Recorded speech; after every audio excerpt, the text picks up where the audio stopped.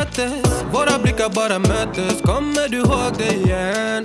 Kommer du ihåg det igen? Du vill ha icy little fingers. Då du vet det chalas. All in, ingen broms, schackmatt på din vänsterhand. Du är så viktig baby. Ja, du är allians. Du är försiktig baby. Men du gav mig en chans. Det är 50-50 baby. Men det är balans. Jag växlar upp för dig baby. Ingen annan. Det var fan ingen dans på någon ros innan jag träffade någon som det.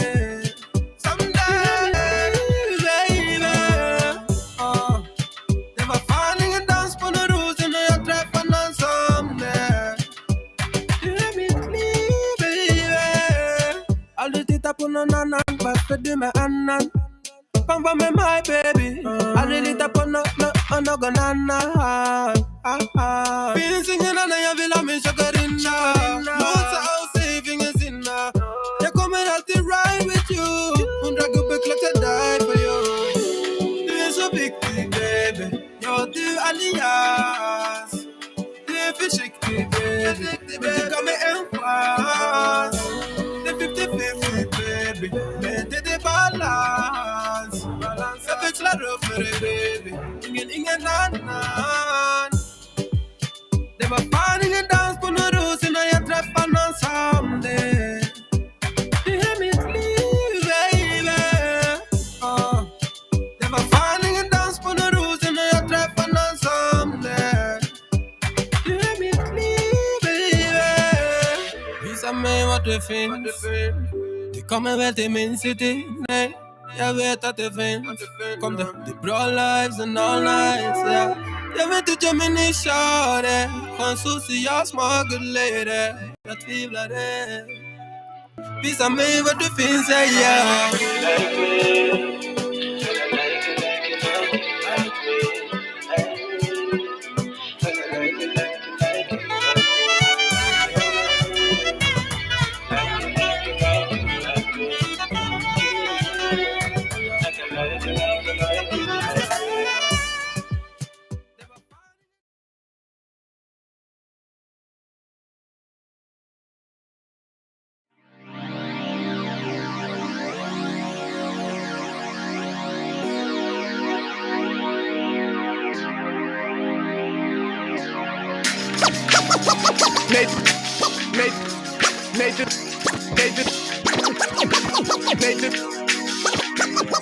NathanIvy.com.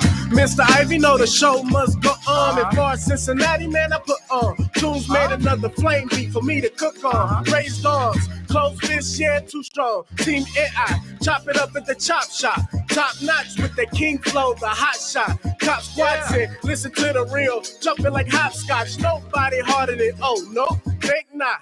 Not only citywide, but nationwide. Superlative, keep it locked like them Haitian guys. Put the truth in the airwaves, we talk about it. Brand new like the tent plates, let's be about it. Who got the info by the AM? Jono be the rapper, got them jamming when they play him.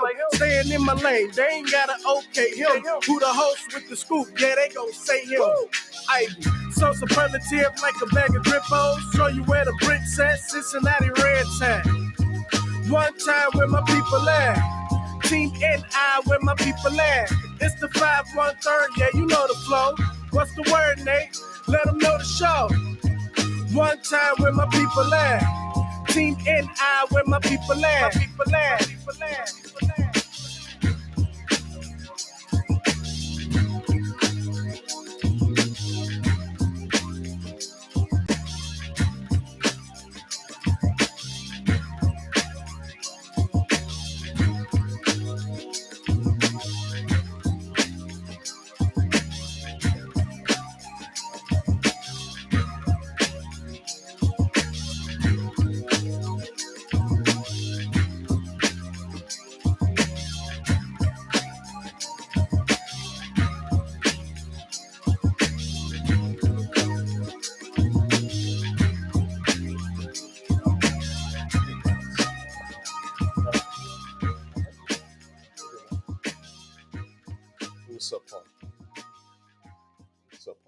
appreciate the effort,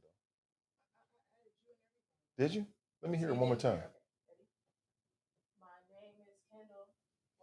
Stop right there. Stop right there. What? No. Stop right there now. No. Go work on that. Go work on it. Medium Buddha was doing her own little rap to the intro song. Keep working at it. A for effort, though.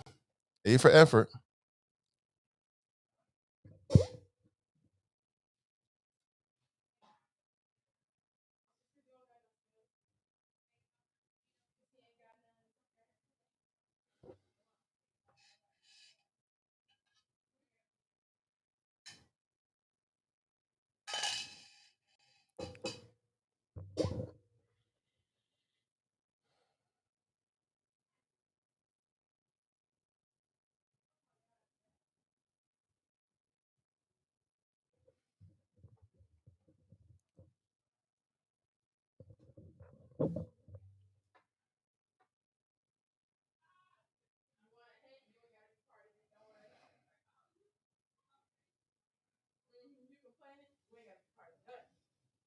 Don't worry about me. We cool over here.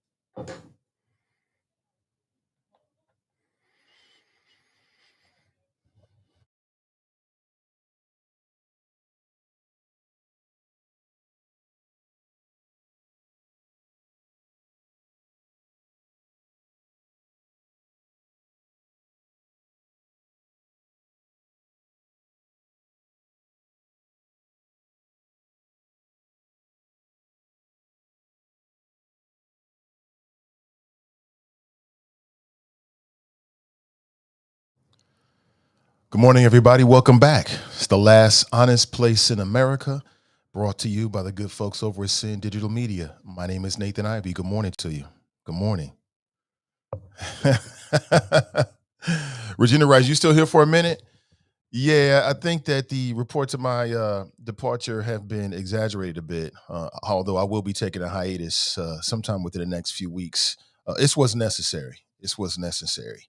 You know, sometimes you lose your edge. And sometimes to get it back, you got to step away and take a look at the big picture. And that's exactly what I'm going to do. Good morning to you. Welcome back. If you want to transform your brainwaves into digital talk radio waves this morning, you can do so real easily at 513-873-7134. Now, all I ask is that you open your mind before you open your mouth. That's it. That's it. Other than that, it's all good. We can always agree to disagree, and there'll be no hard feelings. Lots of things to talk about this morning, but in general, the underlying current will be things that make me want to holla from this week. I want to talk with you. You've got me up until about a quarter till 10 this morning. I've got an appointment at 10:30, and I got to make sure I'm in the chair and ready to go. Going to the best barber in Cincinnati. No disrespect to any barbers out there, but everybody has their bias and their preference. Good morning to you. Welcome back. Now, let me give you a heads up. Edna Howe is scheduled to stream live this Sunday for Straight Talk Live. And here's my question for you. How many people have tapped into Edna's show, right? And hit me up with a DM, because some people try to get disrespectful. You ask them for a critique, they want to get disrespectful. I ain't here for all that shit. But I'll be reaching out to the audience because I want to get a better sense of what it is that you're looking for over the next couple of weeks. Good morning to you. Hope you're doing well. I'll say it again. Good morning to you. Hope you're doing well. Can't hear you. Hope you're doing well. Hope you're doing well. Good morning. Come on in. Come on in. As I said, many things to discuss. Hope your week went well. My week has been superlative, and it's getting better every single day. Good morning. Good morning. Good morning. And good morning. Yes. Whatever you do, just be great. I don't know any other way to do it. I have no other way to do it. Whatever it is, we'll find out together. We'll do it together if there's an opportunity to do so. Who knows? We'll see. We'll see. What always made me good and stand out when I broadcasting is that I was a disruption to the way that people did radio in the city of Cincinnati. And love the pick of Junior. Yeah, oh my God, that picture just melted my heart. I just wanted to share with the people that, he's grown up. In a lot of ways, he's grown up right in this space together. You hear me talk about him. Much like Meaty and Buddha grew up on, commercial radio, or shall I say terrestrial radio, Junior has grown up in the digital media side of things. So I wanted to share that with everybody. He looks so cute. He looks so cute. Oh my God. It just melted my heart when I saw that picture of the boy. I'm like, man, yeah, buddy. It was beautiful. So as I was saying, I want to get back to that. Good morning to you. Lots of stuff to talk about. Y'all ready? I'll throw the number out to you again because sometimes I forget once we get rolling. 513-873-7134. First, I want to talk about some things that make me want to holler this week. And I'll just say on that list is Britney Griner. She may be coming home soon.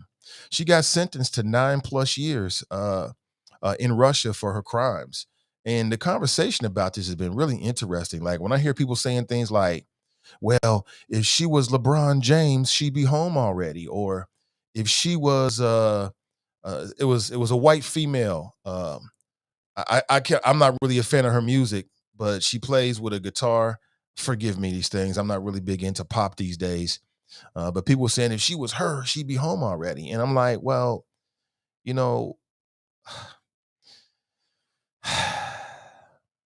Britney Griner is a pawn in the Cold War between the United States and Russia. No doubt about that. No doubt about that.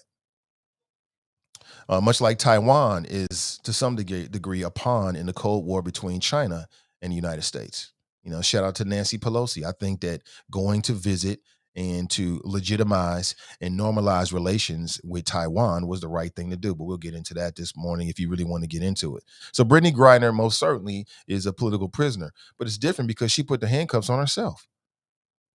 Do I have sympathy for her? Absolutely, 100%. Do I want her to come home? Sure, for her sake. I don't know Britney Griner like that, but I want anybody to come home, no matter who you are, whether it be American or whoever, Russian. I want you to go home. I want you to be with your family and them. But she clearly did this to herself, and it's sad to say that, but it's the exact truth. When you're traveling abroad in the world that we live in, especially anywhere near the border of Russia or China or North Korea, then be careful. That's the moral of the story. The moral of her story is be careful. And here's the thing about it. If Britney Griner wasn't a big-time WNBA star and a cultural phenomenon, we probably wouldn't be talking about this. We probably wouldn't be talking about it. So her star power is helping her. I hope she comes home.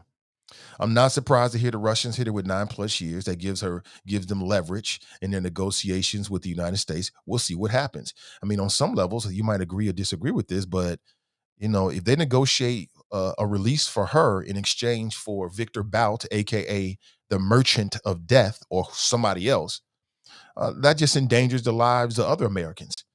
Other folks might think I'll snatch me an American, maybe get something back. So it's a very delicate situation, but that's how I feel about it. Straight up and down. Don't travel with drug paraphernalia to other countries, specifically Russia. You telling me the WNBA didn't brief all of not the WNBA? You telling me that these sports stars are not being briefed by these sports organizations that they work for and they work with? You telling me that? It's a very sad situation. We'll see what happens. Good morning to you. Tanika writes, yes, Junior is handsome. Oh, yes, he is. You get it from his daddy. Just a little bit from his mama. Just a little bit. But most of that's from me. Pamela writes, I love Miss Edna's show. She's Cincinnati's Black Talk Show royalty. Okay, good to hear, Pam. I see you there every Sunday. I do most Sundays. Taylor Swift, somebody's writes. Yeah, exactly. Now, can you blame me for not remembering her name? Exactly. Taylor Swift. Great. Dr. McClendon, yeah, he is, Edna, what I like about Edna's show is that she got her own style. She's not like me. You know what I'm saying? She got her own style. She got her own ecosystem of people that are, regular voices on her show. And she goes hard in the paint. She goes hard in the paint. And that makes it worth my time. I don't have a lot of time. You know what I'm saying? That makes it worth my time because she goes so hard in the paint for it. And I appreciate it. Like I told you, this show, the Nathan Ivey Show, is 1000% coming to an end. There's no doubt about that. Now, some of y'all can read between the lines. You can hear what I'm actually saying to you. But this show, as it is right now, is coming to an end. We had a great run. You know what I'm saying? We've innovated. We've been on the cutting edge of, Cincinnati digital media, right? Hence the name of the parent company, right? We've been on the cutting edge of that. And we will continue to be there. Perhaps it just won't look and sound like this. All right. It's time for change. Change is good. Raise your hand if you think change is good, because I sure do. I sure do. I get bored easily. I'm sure some of you get like that as well. And not just bored, I start to feel like I need new challenges. You know what I'm saying? Like I chase butterflies. And I'm not talking about the butterflies that like go from plant to plant. I'm talking about those butterflies you get in your stomach when you're doing something new, or when you're out on a limb, or um, you are outside of your comfort zone. I miss that. I need that in my life. I crave that, quite honestly. That's part of what made me so good at what I do is I chase those feelings. And honestly, I don't feel that. You know what I'm saying? I haven't felt that in a long time. It's just that I could do this in my sleep. You know what I'm saying? I got this. So now I have to challenge myself. It's like an athlete on some levels. You got to develop a new move. Your jump shot is fire, but now you got to work on your low post game, or your low post game is A1, and now you got to get them 3-pointers down. It's kind of like that. For my creatives out there, for people who are creatives, I am a creative. I'm not a talk show host. I'm a creative. You know what I'm talking about. For those who don't, you'll figure it out eventually. Maxine writes, good morning. Great risings, great grand risings, she writes. Great grand risings. That's right. Absolutely. So what does that mean? I'll say it again. What that means is at some point, I've got some commitments and responsibilities in terms of sponsorships that I need to make sure I keep on my end. Then after that, you can expect me to take some time away. And during that time, I'm assessing everything. You know what I'm saying? Everything. Everything's open for review. And then I'll let you know. I'll let you know. But my patrons will know first. I'll let you know first. Kevin writes, Nathan Ivy Buddha went from little to medium on this here platform, bro. On this here platform, bro. I think that may have been a small misstatement. Though she is your daughter, she belongs to the fam from little on. Yeah, I mean, yeah. I mean, they both have. Yeah, her teenage years, I've been here. And yeah, that's right. She's grown up. She hasn't been on cam as much as my son. He just loves to come in and ham it up with everybody and make daddy look bad and all that kind of stuff. Hit daddy in the face with scarves and stuff like that. But yeah, you're right. You're right about that. That's why I posted a photograph. So just some transitioning. That's it. Transitioning is good. TNT writes, exactly. Britney is caught up in the geographical crossfire of international affairs. It is unfair and will ultimately be a heavy cost to pay. But I don't know. If I'm Britney Griner and I'm traveling the country, I'm anywhere near Russia, I'm just going to make sure that I'm not carrying drug paraphernalia. Like sometimes you slip on a banana peel. Sometimes you shoot yourself in the foot. You ever heard that expression before? She shot herself in the foot. It's sad, but you shoot yourself in the foot and then cause an international controversy. And then as adults, we know this. The older you get in this country, in this world, in this reality, the less patience people have for you. Like when you're younger, it's kind of like, kid. The older you get, you're like, yo, grown ass should have known better. You don't get as many chances.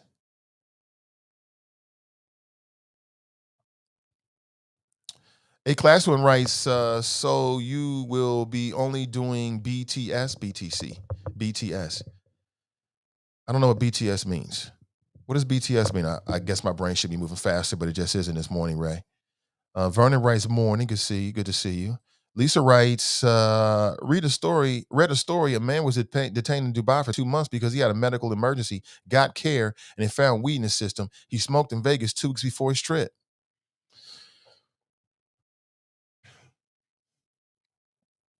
I don't know. I think that's probably all true. I'm not going to doubt anything you're saying, but again, be careful what you do and the moves you make out here. That's all I can say. As an American, we take being American for granted. It don't mean something to some people. Some people it means something, but we take that for granted. And all I'm saying is there are people out there that are willing and ready to take advantage of that for whatever reason. And she should have did that. TC writes, good morning. Good to see you. Casey writes, good morning. Good morning. And the Intelligent Choppers with a Z, absolutely. Regina writes, change is good. Absolutely. Casey writes, change is good. Oh, absolutely. Tabitha writes, I'm glad and honored to be called a chopper. Absolutely. Oh, me here. Same here. Absolutely. Let me see. As the quote from Octavia Butler's Parabellum the Sour, change is God, Earthseed. Oh, absolutely. Janice writes, sadly, Britney Griner is an example of some of our athletes who actually believe that their celebrity will protect them no matter what they do everywhere around the world. Yeah, I can go for that. Yeah, I can see that. I can see that. I can see that. Well, she know better now. She know better now. Pamela writes, well, we need for you to always be the moderator for our local political forums and debates. Nobody does it better. I appreciate it. That ain't true, Pamela, but I appreciate it. Most def. I just try to keep it real and get to the bottom of it. Crystal writes, yes, Nathan, change is good. I love challenges. God is your front, your back, your side, and other side. Walk by faith. Oh, absolutely. And at the end of the day, if don't nobody else support me, in what we about to do, and I think you might like it. I'm starting to formulate a plan. Those two people and that woman upstairs do, and that's all I need. Jared writes, keep us in the know. You absolutely, brother, absolutely. Oh, behind the scenes. Behind the scenes.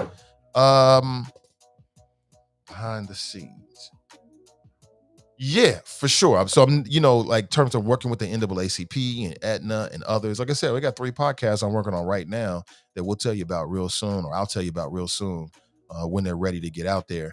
Which I think you may get into some of them, or all of them, or maybe none of them. But I think we'll find an audience. So I'm never gonna stop doing that because I like it. I get a lot of joy out of it. Not to say I don't get joy out of this, but if you do the same thing or something similar for 20 years, sometimes you need a break. And I rarely take a break. I mean, I've been taking more this year, which can give you an indication of where my head's at. But previous to that, it was very, very rare, even here. But now it's time.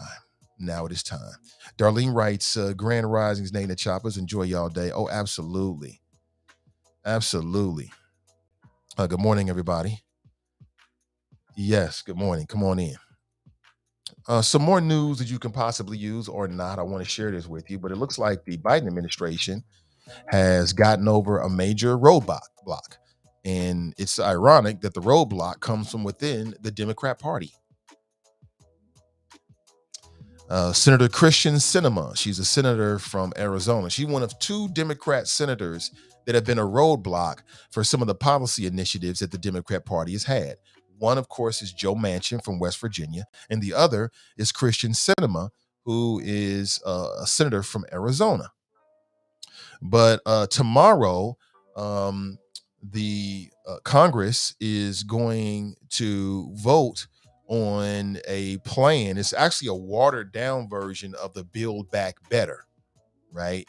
And you got to understand, this is all politics. Like, Build Back Better might have been good for the country, but the Republicans don't want to give Joe Biden any wins. So what do? Is they stick their heels in the sand and they try to be obstructionists. They try to slow it down. Why? Because then that helps the midterm elections. That helps Republicans. They can say, hey, the Democrats have done nothing. Well, it's not that they haven't tried to do anything. It's just that, their political opponents have tried to do everything they can. And the Democrats do the same thing. It is what it is. That's where we are in politics these days. Where we are in politics these days is it's not about what's right for the country. It's all about what's right for the party. And at the very, very, very, very, very, very top of that list, I would put the Republican Party. Now, the Democrats, I mean, they're not without blame. Yo, check it. Think about this January 6th stuff. So all this January 6th committee and stuff, and I think it's completely legitimate. I think people should be at least looking at the highlights.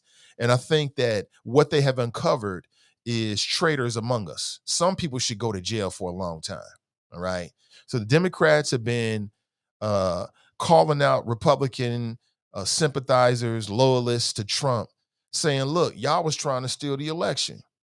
You know what I'm saying? We can't have it. Y'all trying to subvert our democracy, the will of the people. Like the people voted, Trump lost, transfer of power, right? While at the same time, in select states, they've been putting money behind Republican candidates who openly embrace the big lie.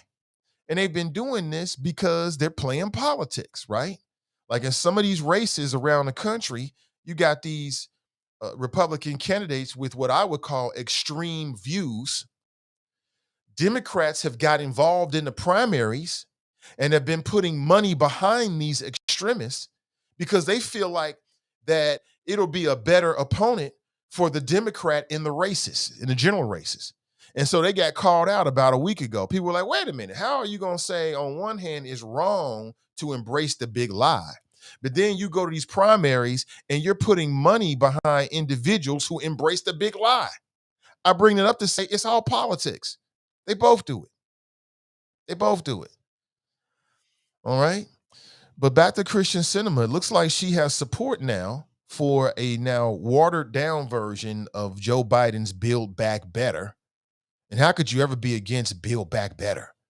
Who doesn't want to build back better? But now it's called the Inflation Reduction Act because inflation is kicking people. People struggling out here. People are struggling out here. People struggling at the pump. People struggling to pay for gas and groceries and all kind of things, right? And so now the Democrats have the support that they need. Looks like they got 50 votes to move forward on the Inflation Reduction Act. Now, what would the Inflation Reduction Act actually do? What would it actually do? What does it do? Well, it's being reported that it would be, among other things, a historic investment in fighting climate change, which everything we're doing right now really doesn't matter. None of this matters because we're not going to be here as a species much longer. We are effing up the planet every single day. Anybody who has any intelligence and can see anything can ascertain that for themselves. But we're so caught up with making money. Got to make that money. We so caught up with having cheaper gas prices. You know what's so funny about this is everybody, it's just amazing how they got us. It's amazing how the powers that be have us as Americans. We should be having a conversation right now about alternative fuel sources. But instead, we want to blame Joe Biden. Like the real issue is our ongoing reliance on fossil fuels. That's the real issue. It's destroying the earth. Mining it is destroying the earth and harming our environment. And it keeps us reliant on the energy barons. You know what I'm saying? We keep going back to the same sources of energy. We should be having a national conversation right now because gas prices are so high about other ways, other energy options. That's what we should be having the conversation about. But if not, we politicize everything. It's one man's fault. It's Joe Biden's fault. It's Joe Biden's fault. He's been in office 2 years. It's his fault. Because, people are very simple. We live in the last days in common sense. Simpletons are the norm. And, for a simpleton, they want it simple. They want it black or white, yes or no, up or down, east or west. But of course, you and I know as adults, as choppers, is that the world is nuanced. There's very few things that are black and white. Very few things. Everything is shades of gray. It's nuanced. There's a scale, right? There's a spectrum. But to a simpleton, they want it simple. Yes or no.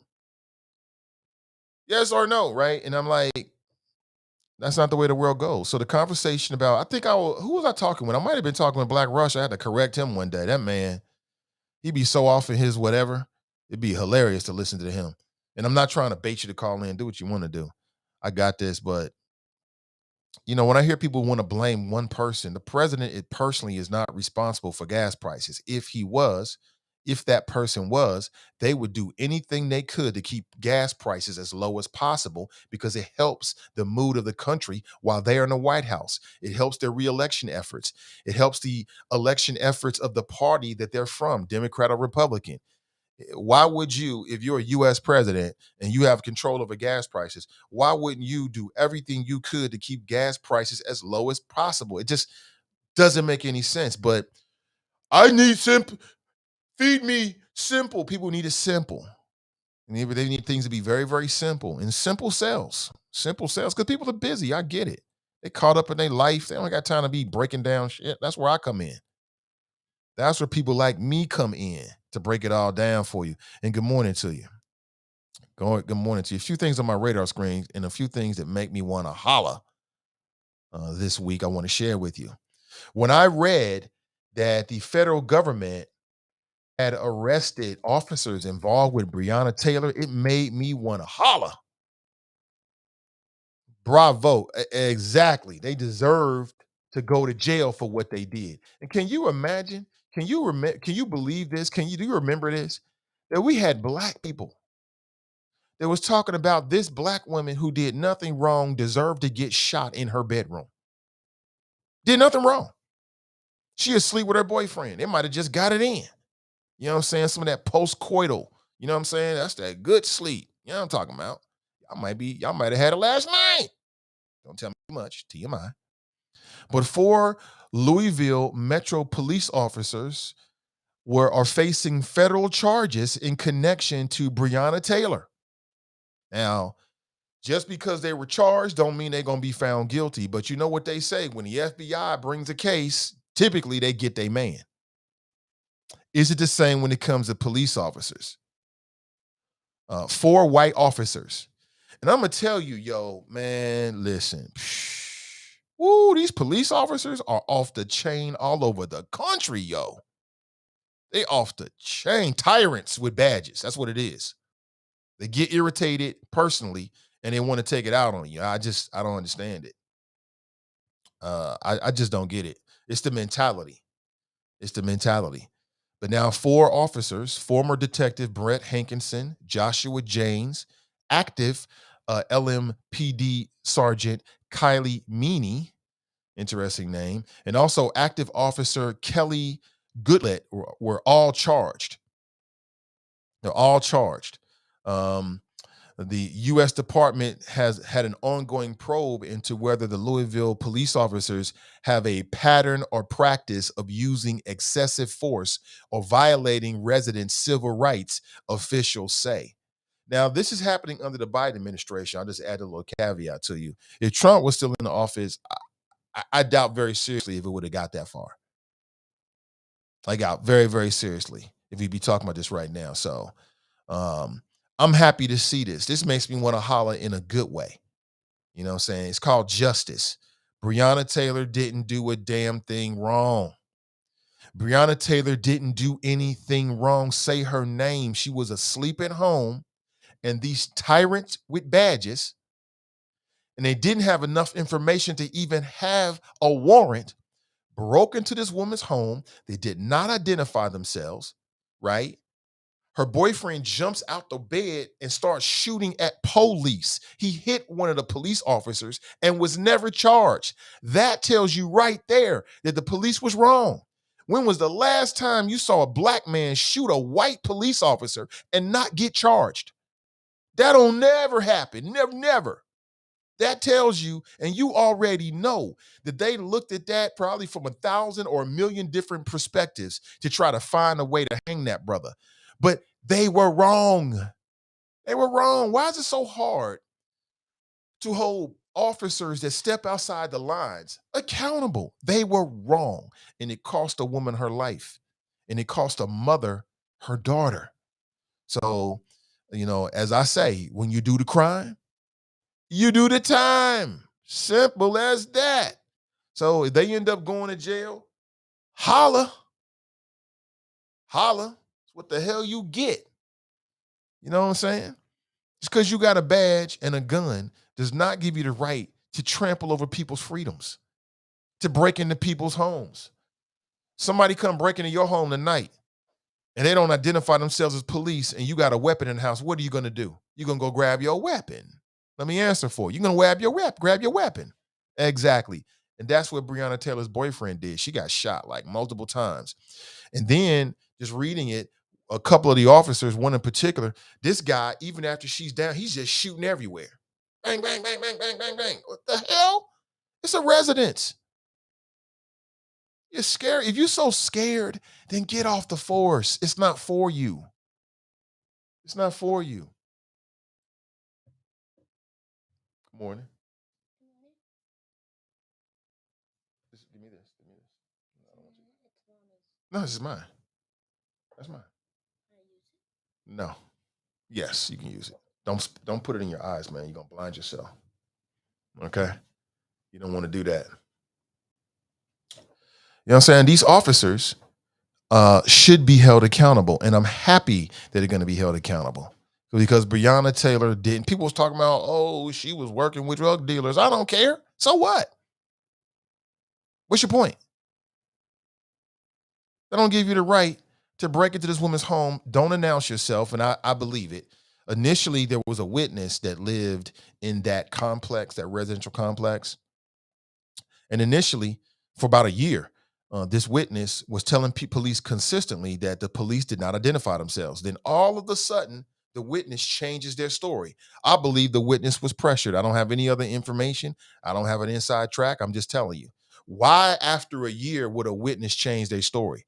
I think the witness got into some kind of trouble. And you know how these police departments and these officers can do sometimes? They'll start flexing on you. They'll put that pressure on you, put that leverage on you like, hey, you know, damn, do you want to go to jail? You want to go home? Tell us what we want to hear. You can go home. And then you had this brother, this black man, the attorney general down in Kentucky, who did everything he could. He did everything he could to make sure, you know, channeling his inner Joe Dieters, he did everything he could to make sure these officers didn't get off or didn't go to jail. That's just my opinion.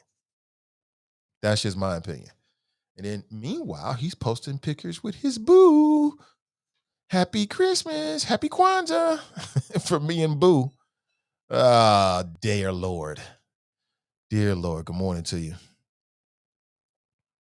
TNT writes, where is Drop? He hasn't called in on any political stuff in a while. He's asking on the line right now.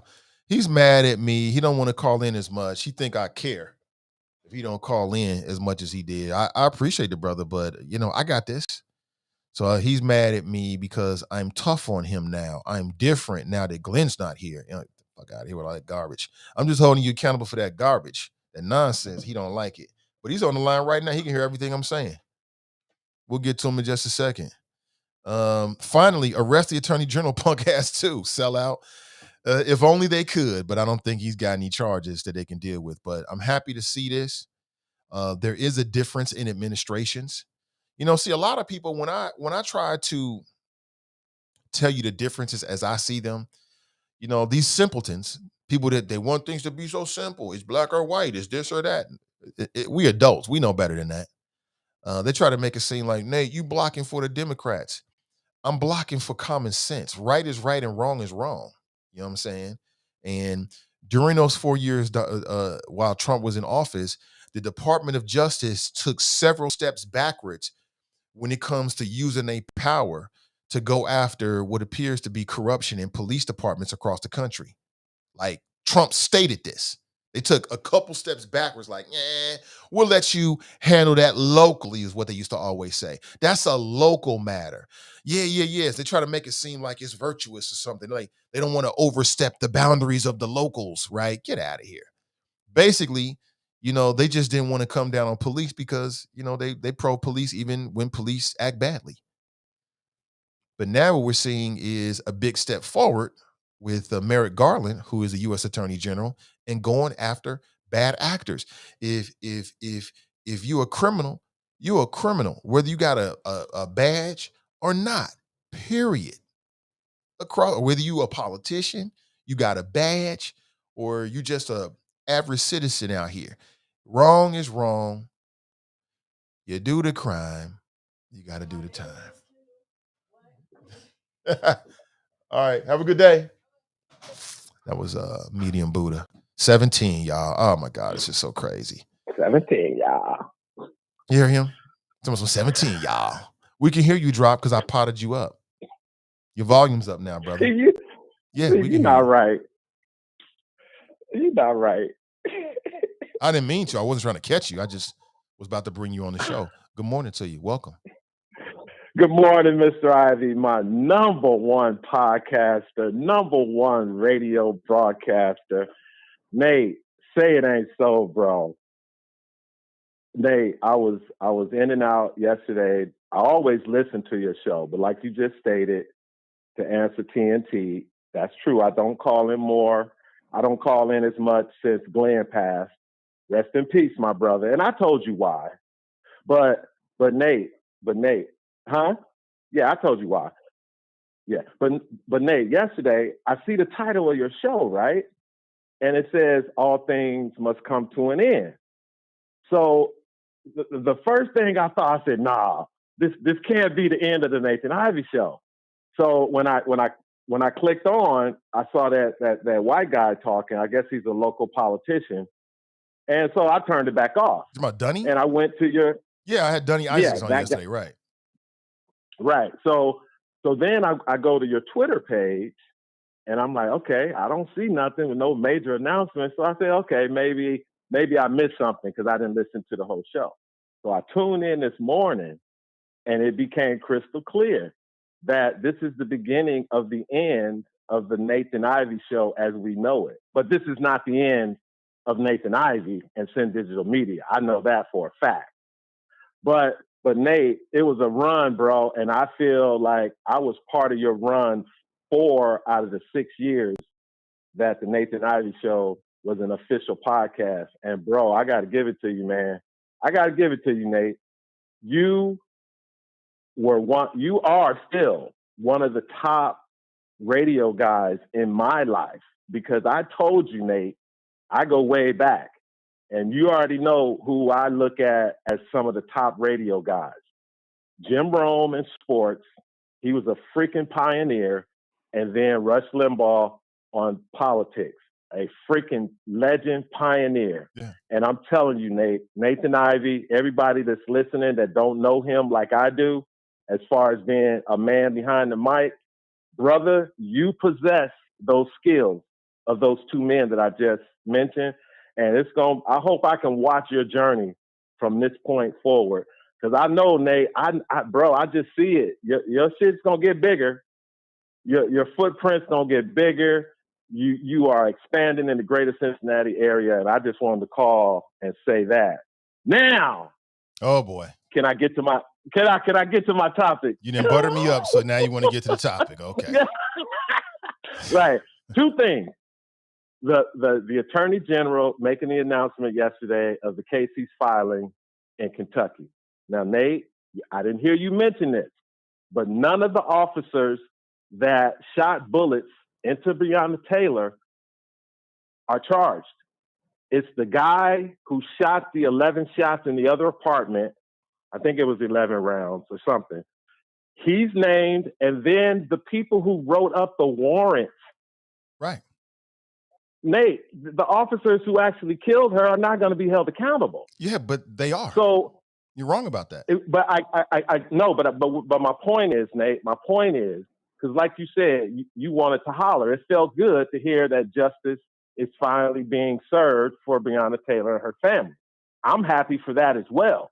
But I'm talking about the move that the desperate Democrat Biden-Harris administration and that wimpy-ass Merrick Garland, that was some straight-up race card shit, Nate. Election year bullshit. What? I mean, because Nate, the enthusiasm in the Democrat Party, especially among Black people and Hispanics, it's in the freaking toilet. It's in the tank. and they got to do everything they can to save the House and the Senate, Nate. Oh, so that's your theory? So your theory is that Biden instructed the Justice Department to go after these officers to show black people something? Is that what you're saying? Yes, you because just said of the race people card. that are named. Exactly. They're playing the race card, Nate, because again, like I said, none of the officers who put bullets in Breonna Taylor are being charged for nothing. Yeah, but that's not the point though, sir. I think you're missing the point. I heard what he said. I listened to the majority of his press conference. He was saying because the warrant was illegal. Exactly. The people who wrote up the warrant knew that it was a possibility of something could go wrong. Right. But again, Nate, I've been listening to the climate of the black people on social media. When they hear this and the details of this, Nate, they're gonna still be mad. Because they're going to be like, wait a minute, you ain't charging none of the cops that actually shot her. But I think what it shows is that the culpability is deeper than just the person that pulled the trigger. The person that pulled the trigger that's true. The person that pulled the trigger was only their drop because you had people that obstructed justice to get the warrant to even go to her house. So what they're saying is that everybody's responsible. If you played any hand in that scenario and you broke the rules or you denied Breonna Taylor her justice and her rights or you obstructed justice, you should be held accountable. I don't think anybody's not going to understand that. We all appreciate that. Well, Nate, again, I agree with you 100% that it's something that should have been done just based on the nature of how no-knock warrants, even though very few are served, but the ones that are served, you have incidents like Breonna Taylor. Because I think I told you the story where my sister got caught up in something. She was living in a rehabbed house that was a trap. It was a drug spot. It was a trap. And when, well, you know what they call them a trap house. Why are you snitching on your sister, man? No, Nate, this, I'm not, she wasn't a drug dealer. What I'm telling you, Nate, the property was a trap house and someone bought it and renovated it and she moved in. But the police still had that address as a list on their list as a trap house. Maybe someone gave that address when they got caught up and the police went with it. But that's what I'm telling you. It was a bad situation, and luckily, nobody got hurt. But brother, you confuse me sometime. Can I confess? How do I confuse you, Nate? Well, because you just called in here and you said that, the Biden administration was just playing the race card. Didn't you say that?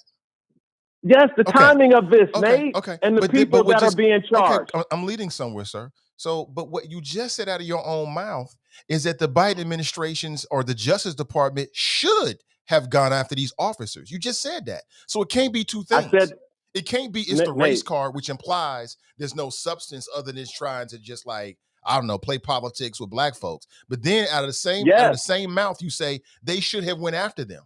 Which is it? Should they? Should the Justice Department have gone after these Louisville police officers or not? You just said they should have.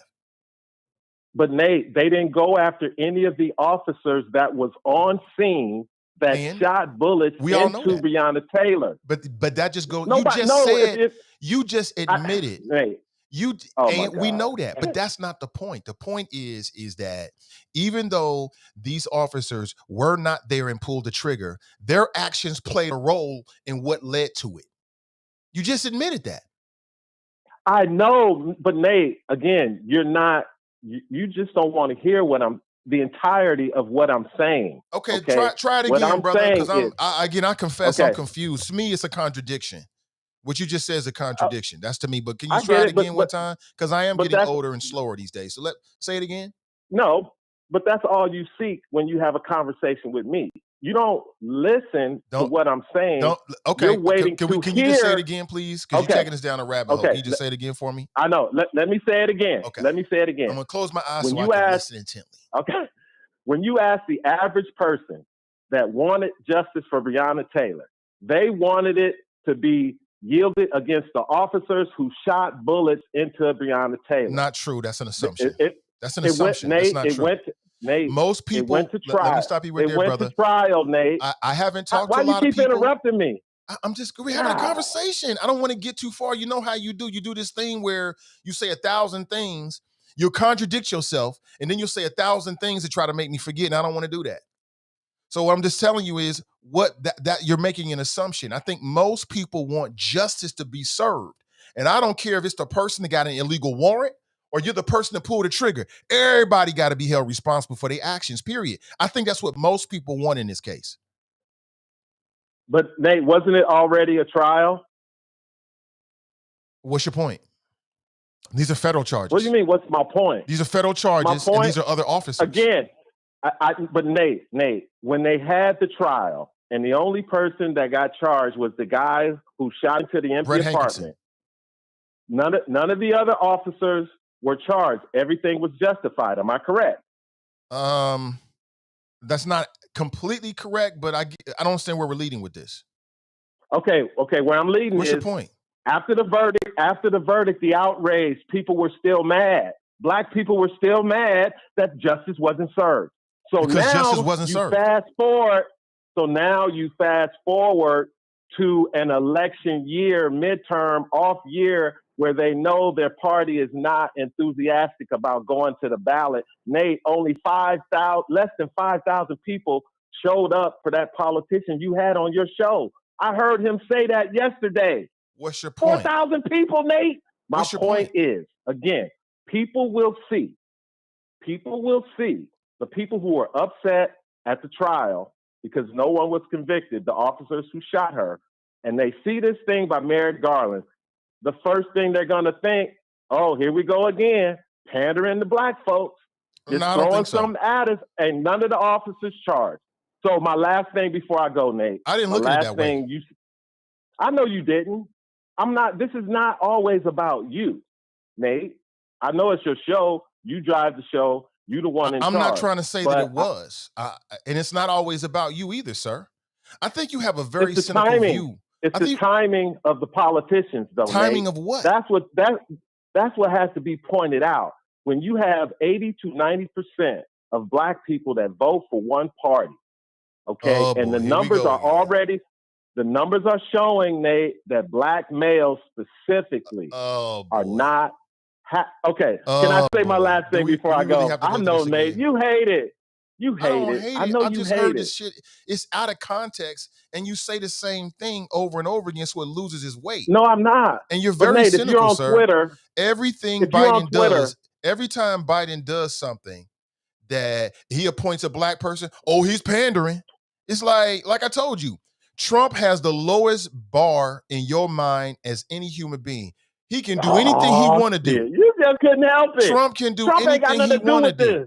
But everything the Biden administration does, you look at it like it's cynical all the time. And I'm just like, it's not consistent.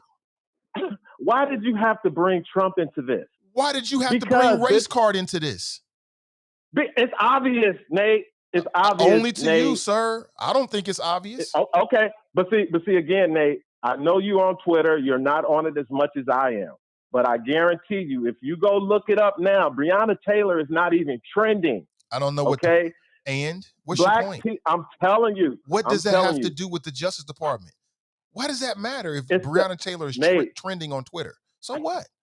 Okay. All right. Okay. Well, before I go, I just wanted to point out this one last thing that I heard you say this morning. Okay. When you said that Joe Biden has no power, him or any other president, over gas prices. I remember you saying that. Yeah. So the president announced that the 18-cent federal gas tax was going to be suspended until September. You remember that, right? Yes. Now the administration is taking credit for low gas prices. But guess what, Nate? Guess what? The Democrat Party and their green agenda, you remember the Green New Deal that was out there? Yeah. That got shot down by Manchin? Yeah. And you heard Mayor Pete Buttigieg, the transportation secretary, say that high gas prices will make people go buy electric cars. Barack Obama said that high gas prices will force Americans to go over to the electric cars. So you stated that what politician in their right mind doesn't want high gas prices? I mean, doesn't want low gas prices. And I'm telling you right now, it's the desperate Democrat Party. They do not want low gas prices because guess what, Nate? When they put back that 18-cent federal tax in the wintertime, when fuel prices are going to go up anyway, guess who's going to get the blame for it, Nate? The man who said he ain't got no control over gas prices. But again, Nate, these are politicians. They're going to do what they need to do in election year to get their voters to turn out, to drive enthusiasm. That's what politicians do on both sides. So before I go, Nate, I get the feeling you sit around right? thinking about this all day long, right? Like, oh, they play the race I'm card. retired, Nate. I bet you do. You know don't this you? is my hobby, Nate. Ridiculous, You know this man. is my hobby. Who else This are you is what I listening do. to? Before I You go, listen to what's the guy's name on Sean Hannity? Do you listen to Sean Hannity? Nate, I listen to everybody. Yeah. I've been listening to Reverend Al while I'm walking while I retired, Nate, to get the temperature of the black community. And I'm telling you, Nate, it's very hard for me to listen to Reverend Al. I love Reverend Al. Keeping it real. I love it because he lets black people call in. And just like all shows, he has his block of callers that call in all the time. Right. And all I'm saying, Nate, the temperature in the black community this midterm, Nate, it's significant. And I'm saying you can tell by the moves that the Democrat Party is making and their willing accomplices in the media. So before I go, here's a positive thing for President Biden. His current average of polls right now is 39.6. Yay! He is up 1.4% since the last time we talked. So his numbers are going up. It's still under 40, but he's going up. So that's all I got, Nate, because it's Friday. I ain't got no job. Oh, that's right. I'm retired. Drop star 52. Drop it to anyone who wants to catch. I'm going to miss your show, Nate. I'm going to miss it, bro. But I'm always a fan of Nathan Ivey. Peace out, y'all, choppers. Be safe in them streets. All right, you too, brother. You too. Good morning to you. Descendants of the Tulsa race massacre victims can't sue. The 1921 massacre occurred when a white mob descended on a 35-block area in Tulsa. It was called the Greenwood District. They killed an estimated 300 people. And if that's the estimate, that means that they probably killed more like 600 people. They damaged buildings and destroyed homes. They decimated what we now look back at as Black Wall Street. An Oklahoma judge said that 6 descendants of victims of the 1921 Tulsa race massacre can not sue for reparations.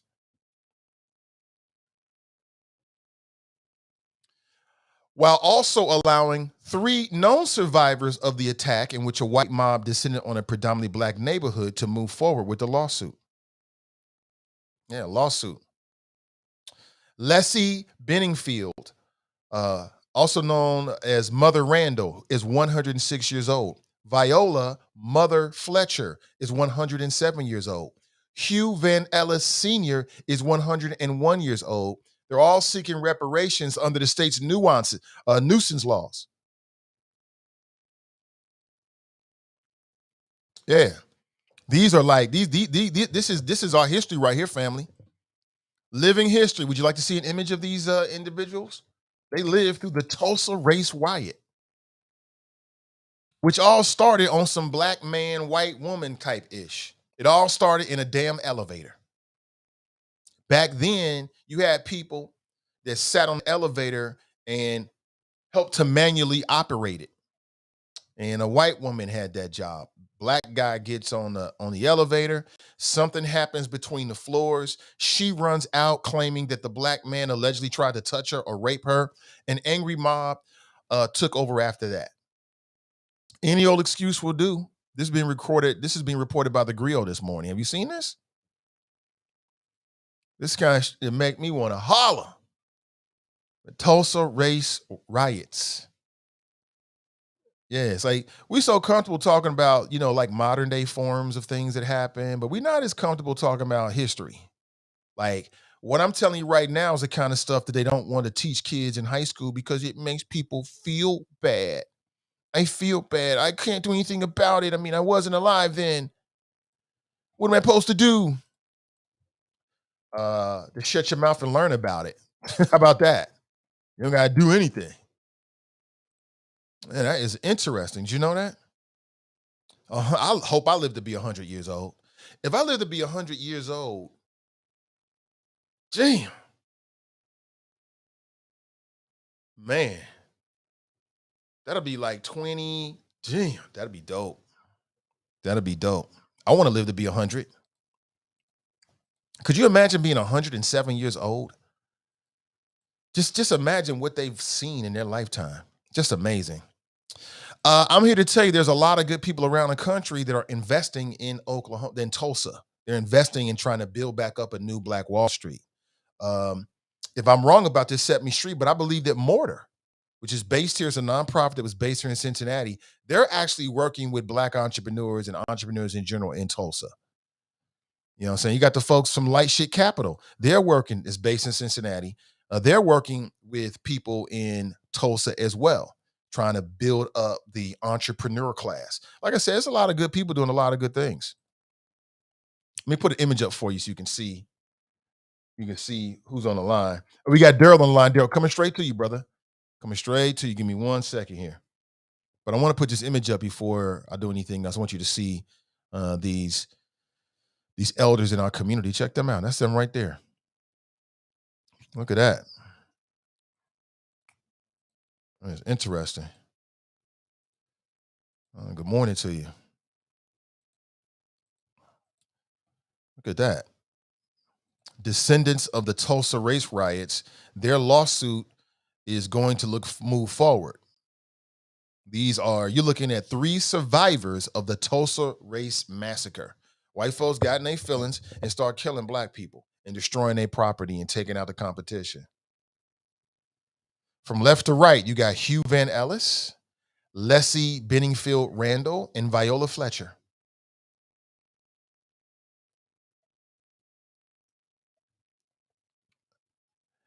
Who knows what horrors that their eyes have seen?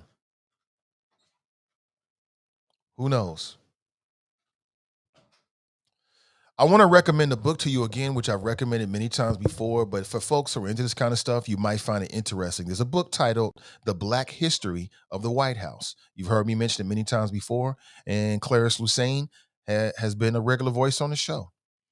And it's so interesting. Like, if you want to do a deeper dive into those kind of incidents, see, what we think is that what we know only about is the massacre at Black Wall Street. But what I'm here to tell you, my friends, is that was happening all over the country.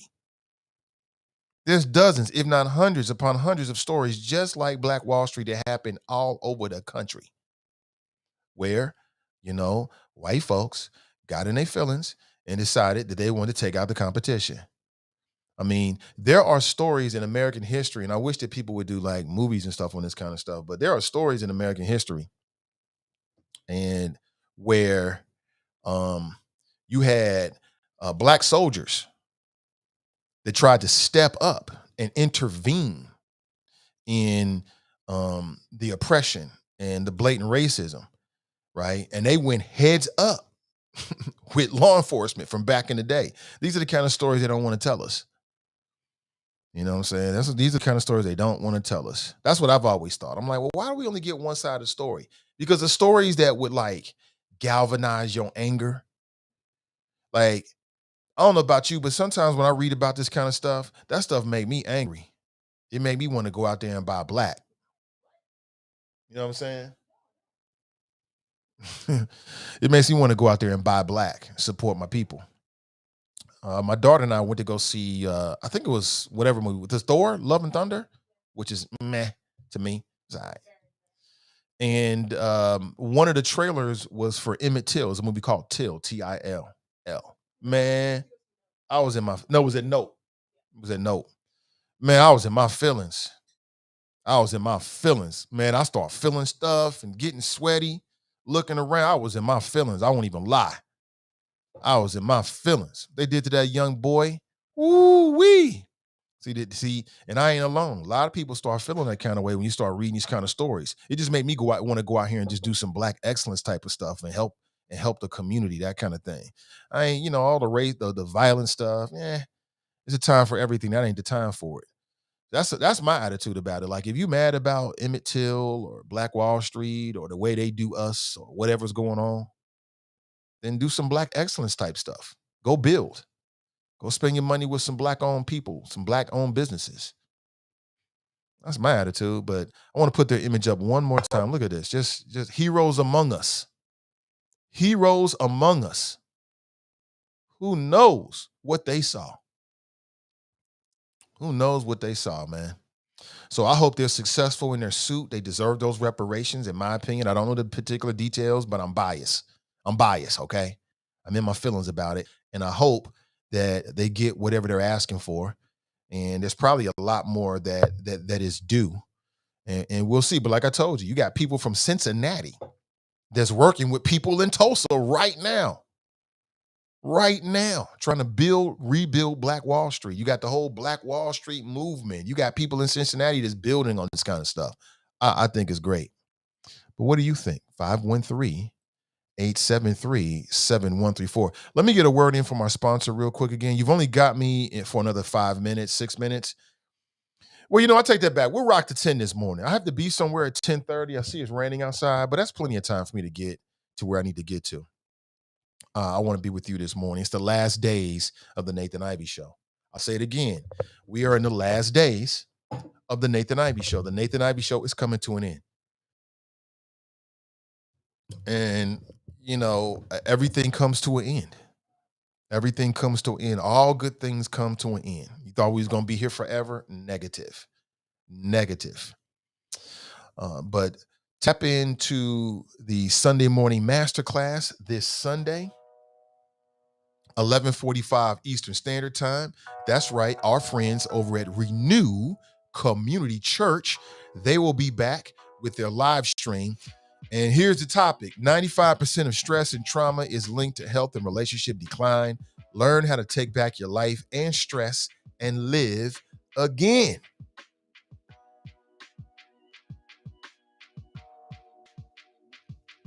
Join 2,100 plus subscribers on YouTube today. That's our friends over at Renew Community Church. And your host will be Charlie Winburn. All right, let me go to the phones. I got Brother Daryl on the line. Hey, Daryl, thank you for your patience, brother, and welcome and good morning to you. What's up, Nate? What up, bro? It's the last time with the Choppers, I guess, in this format. So I want to say congratulations. Thank you. I just want to say thank you. And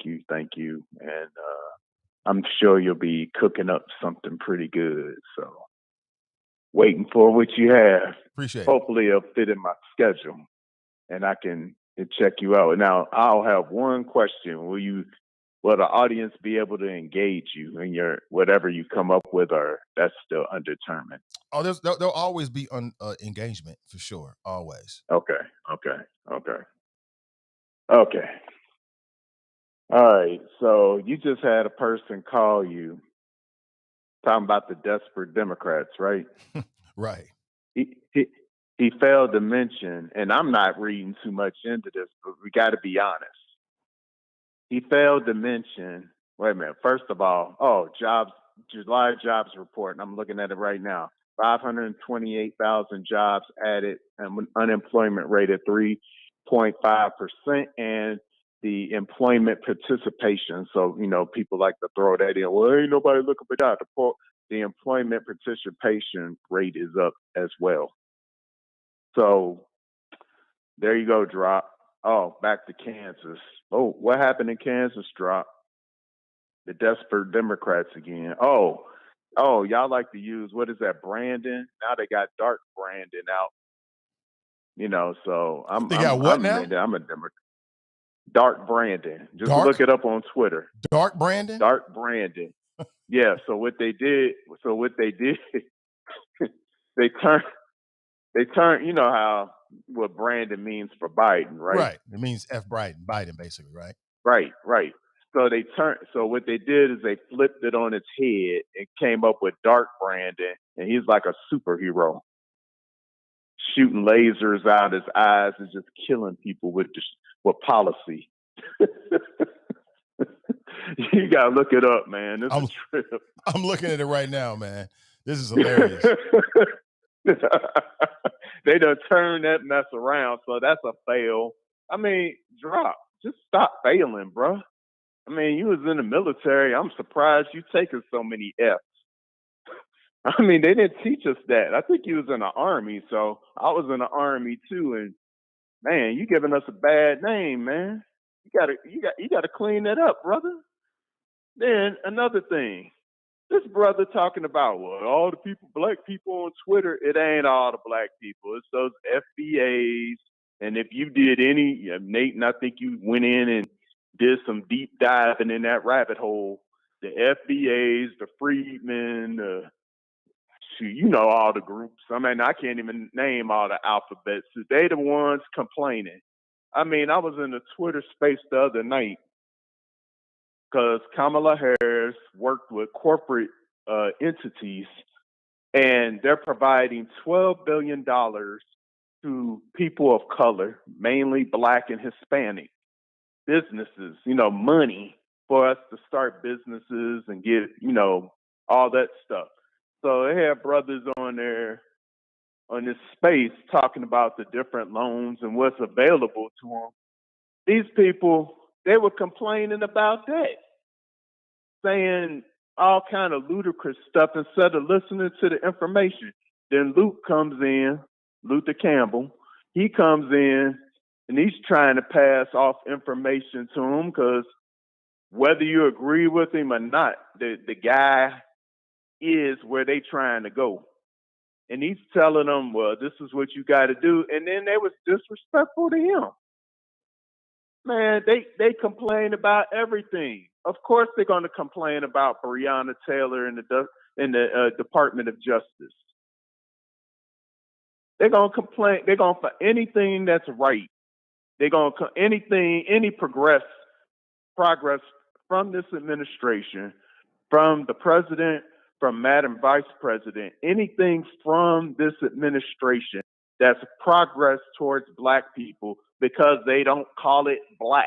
And constitutionally, you can't do that, i.e., see the Black farmers and what Biden tried to do for the Black farmers and why it's tied up in court and why those Black farmers can't get their money right now. I mean, they just look for stuff to make us miserable. So what other thing can you call them but chaos agents? That's all they are. Anything positive, they shoot it down. So, drop, bruh. I mean, you giving the Army a bad name. You giving the U.S. Postal Service a bad name. You live out in a blue state talking all that red crap. I was going to say the other word, but I'm going to say crap.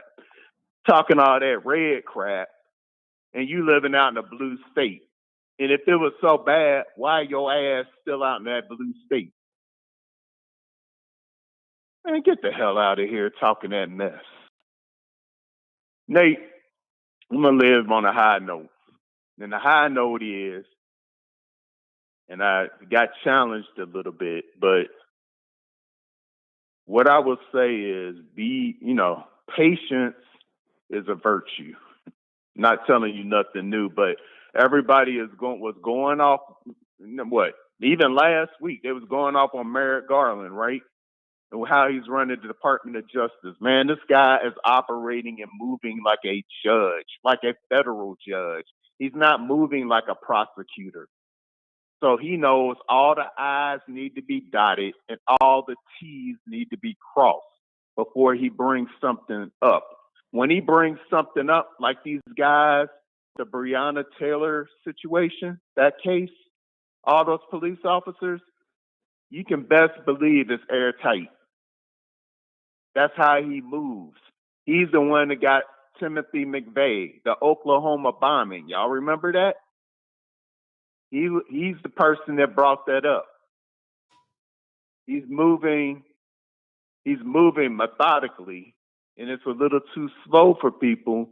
But the brother, I mean, yeah, I'll say it. The brother don't have any leaks in his administration. They keep everything airtight. They don't show their cards, and then you look at the results. That's all I got, brother. Peace out. Hopefully we'll hear from you soon and keep us informed of what's going on with you. Absolutely, brother. Appreciate you.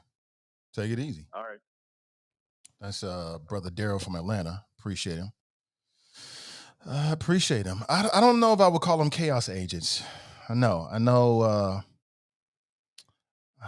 I think the way I look at it is that these people in FBA and ADOS are people that, they lost. They're looking for direction. You know what I'm saying? They're looking for direction. They're looking for somebody to lead them. They're looking for answers to their questions. The problem with that is that sometimes you don't find the person that answers your question don't always have your ultimate best interest in mind. You know what I'm saying? When I look at ADOS and look at FBA, these are very smart, intelligent people that just want to live the American dream, but they're dissatisfied with their politics. They're dissatisfied with the politics. They're dissatisfied with the Democrats and the Republicans, and they have a good reason to feel that way.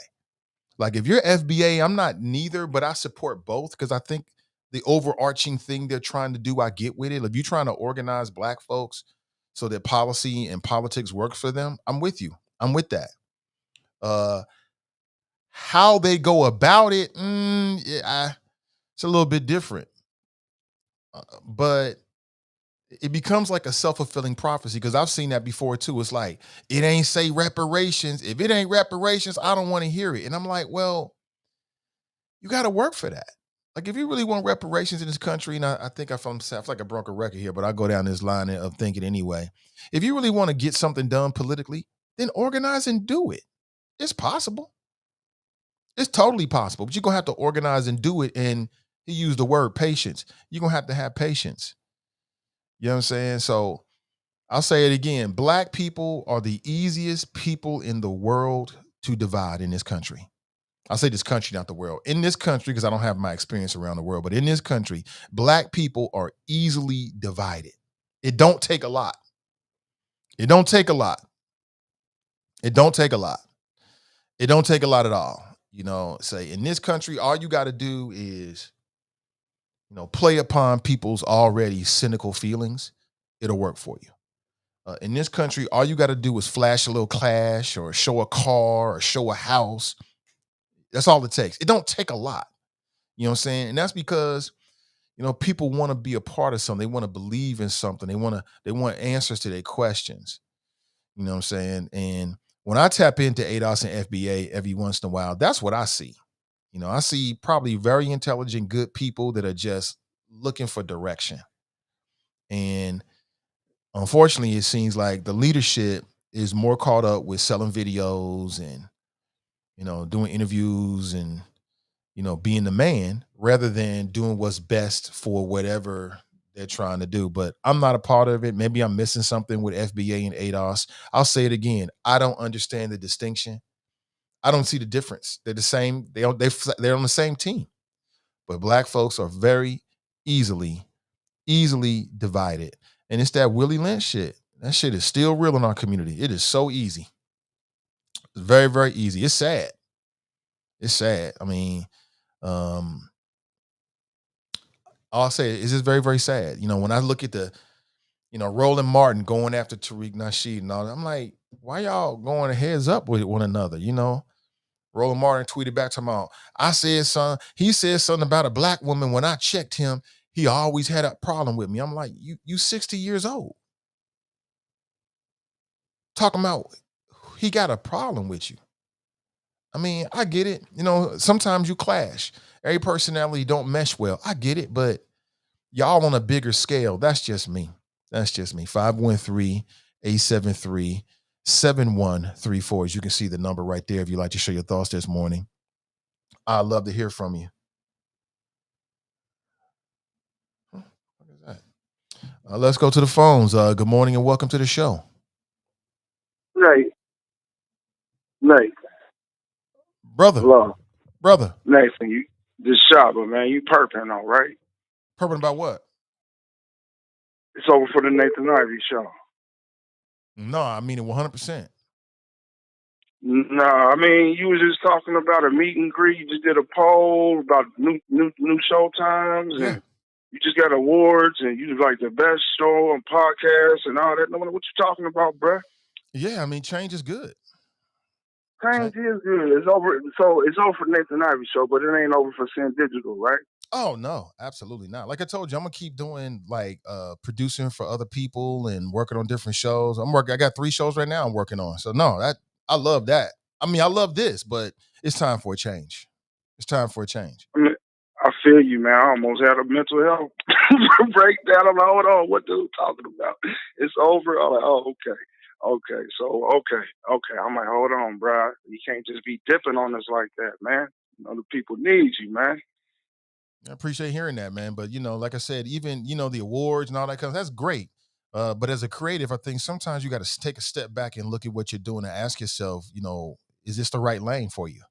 And that's what I'm doing.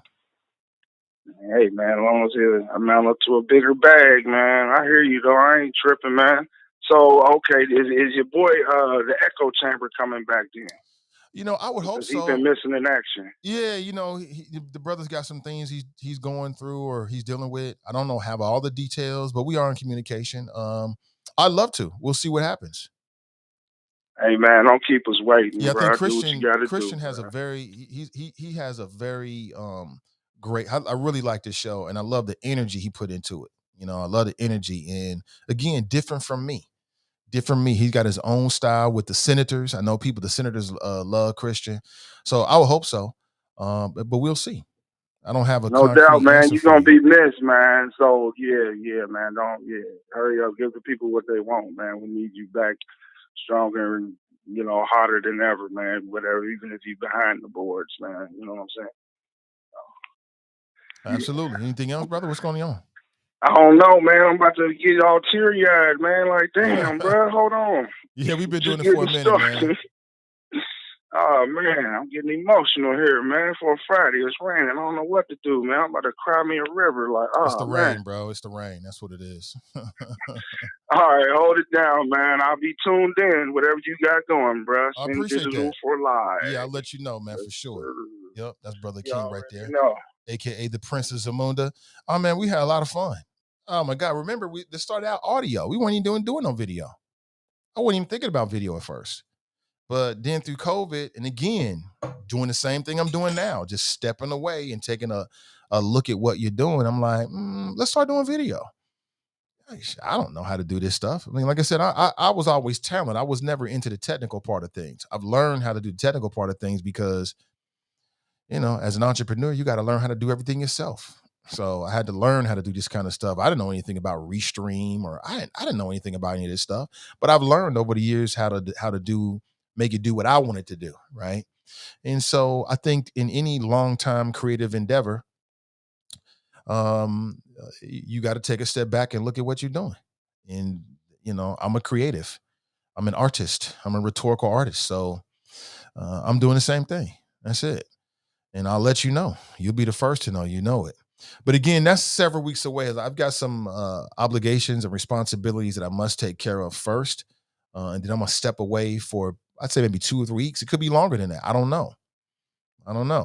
And sort of rethink, the Nathan Ivey show. But again, I'll still be here behind the scenes, still working with the NAACP, still working with, all of our podcasters and still making more content. I'm not going to stop making content because I like doing it. And hopefully you can get into it. Or if not, then maybe you can share it with somebody that's into it, and everything ain't for everybody. I get it. But that's what the next plan is over the next, I'd say, month or so. All right. Just to give you a heads up. 3OB. Who the hell is that? Somebody's calling me from New York, but I don't recognize the number. Not that I need to recognize the number, but I'm not sure if that's a phone call or sometimes I get spam emails. So it could be that. I'm not really sure. But more flows I want to share with you this morning before we get out of here. 513 873-7134. Have you heard the story of the 13-year-old who made history as the youngest African American accepted to medical school? Have you heard that story? I saw it this morning. Well, really, it was last night. And I was like, oh man, this makes me want to holla. 13 years old, Elena Anna Lay is making history as the youngest African American to be accepted into medical school at the University of Alabama. She's a Dallas, Texas native, and she's on her way to medical school at 13, y'all.